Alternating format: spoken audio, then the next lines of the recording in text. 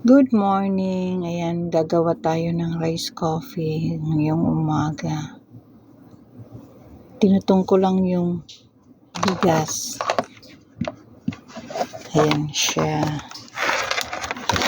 Hanggang maging, ayan, sunog na. Nakaligtaan ko na sunog. Pero okay lang, di naman talaga sunog. Tapos naglaga ako ng tubig kasi mas masarap yung mainit na mainit siya.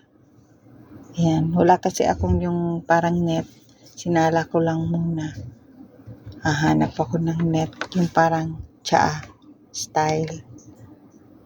Masarap siya. Mas healthy siya sa umaga. Ayan. Mas masarap yan kaysa regular na kape natin.